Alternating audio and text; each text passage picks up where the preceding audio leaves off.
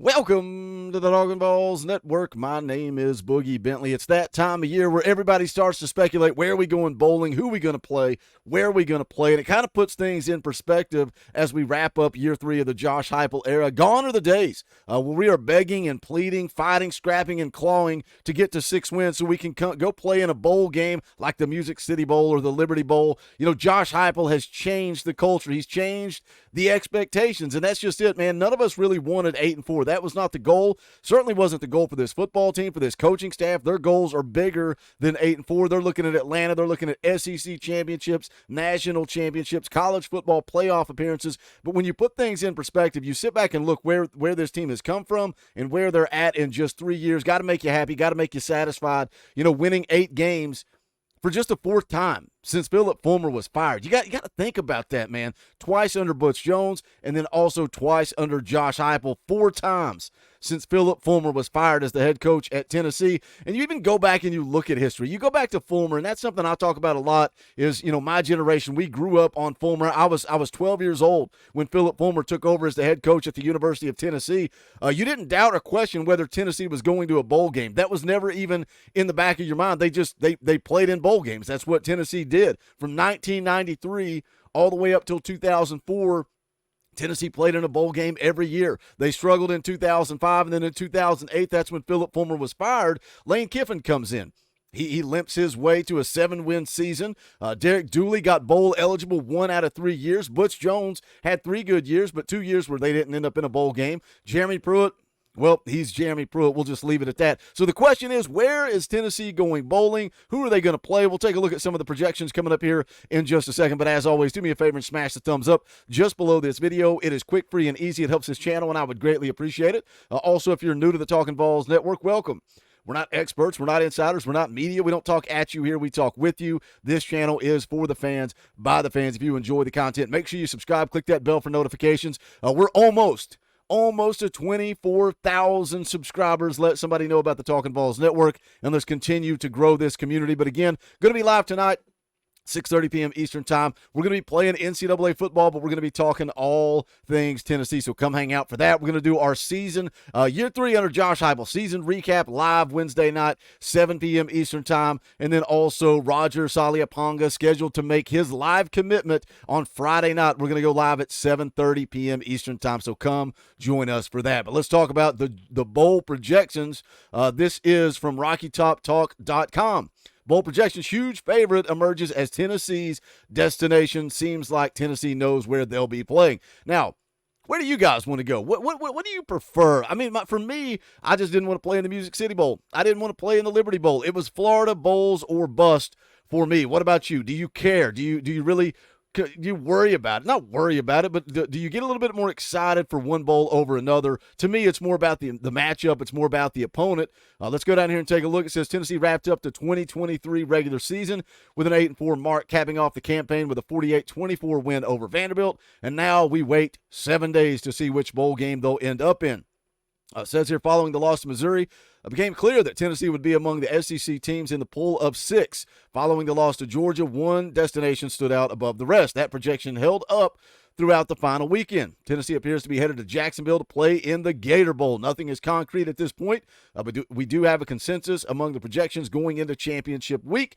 Let's take a closer look. So you scroll down here, it says latest football bowl projections. 247 Sports has Tennessee matched up against UNC in the Gator Bowl. CBS Sports and ESPN also have the same. Here's their take. This matchup has been trending for a couple of weeks now, and it is once again seemed to be the consensus following the end of the regular season. 247 Sports reports that Jacksonville would love to have North Carolina, as the Tar Heels haven't played in the Gator Bowl in 25 years. As for the matchup itself, North Carolina has really fallen apart down the stretch after looking like an ACC contender to start the year. Making matters more complicated here would be a potential opt-out of Drake May, who is also slated to be a top 5 pick this spring. Now, Tennessee's played North Carolina quite a few times, but the one that stands out to me is you go back to the 2010 Music City Bowl. I was actually in attendance at that game. Myself and Snake went down there to watch it. It was Derek Dooley, and it was a complete disaster. That's the game where Tennessee lost in double overtime, and it was where at the end of the game, the Tar Heels tried to get out there and spike the ball to stop the clock, but they were also trying to rush out a field goal unit, and they ended up getting a penalty for too many men on the field.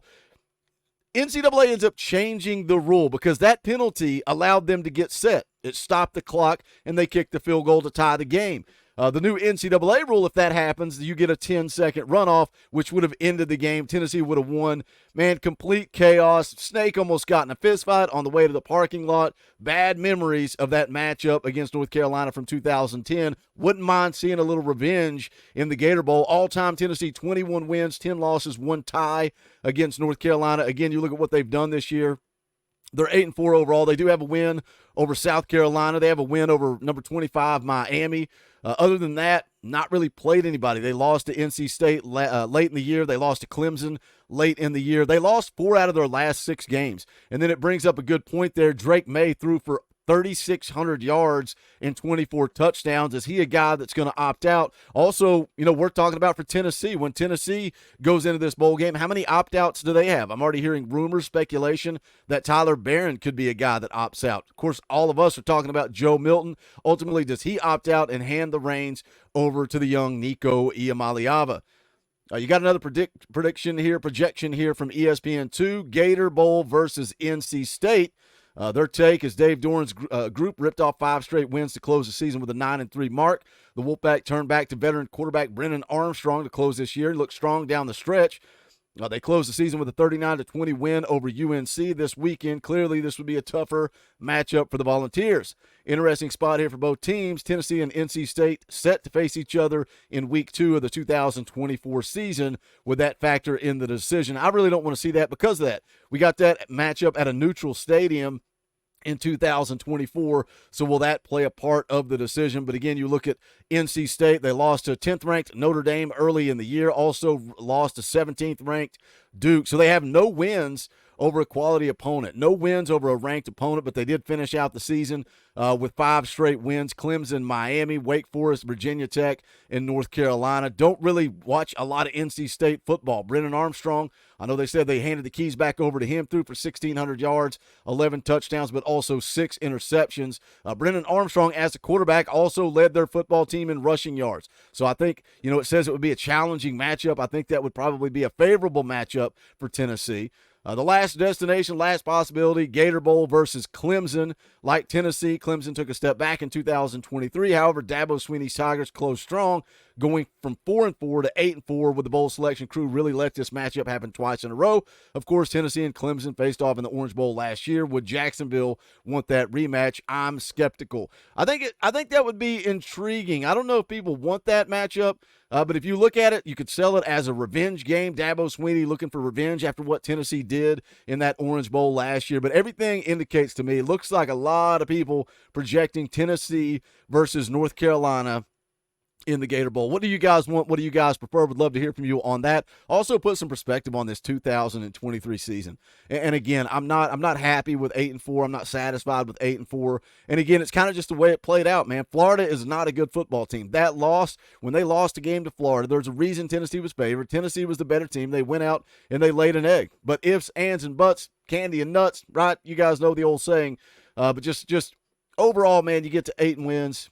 It's only the 4th time since Philip Fulmer. I think you got to take a little pride in that, and you got to watch Josh Heupel continue to work in the transfer portal, continue to work on the recruiting trail, and we'll be covering that all right here on the Talkin VAWLS Network. Dropped a couple of videos yesterday talking about the super seniors, guys that didn't go through senior day, guys that can come back for that extra COVID year of eligibility. Also took a look at a defensive lineman that has some interest in Tennessee. If you missed those videos, go back, give them a watch. I'll link them at the end of this one. But that is going to do it for this one. Do me a favor, smash the thumbs up on the way out the door. Also, go check out the merchandise. You can go to bonfire.com/store/Talkin VAWLS and pick up all of your Talkin VAWLS merch. We would greatly appreciate it. If you want it by Christmas, probably need to get in where you fit in, get it ordered within the next week or two to make sure it does print and ship on time. And as always, I want to give a shout out to the members of the channel. You guys who pay the light bill around here. You guys keep this thing driving during the off season. The only reason I have an opportunity to do this is your support by hitting that join button down below. Just give $1 a month, man. 24,000 subscribers. If everybody jumps in there, we would greatly appreciate it, and we can continue to bring you more content, live streams throughout the off season. But if not, smash the thumbs up because it's quick, free, and easy. Jump into the comment section. Let's talk about where you want to see Tennessee play in a bowl game, because this is the Talkin VAWLS Network. My name is Boogie Bentley. Go Big Orange.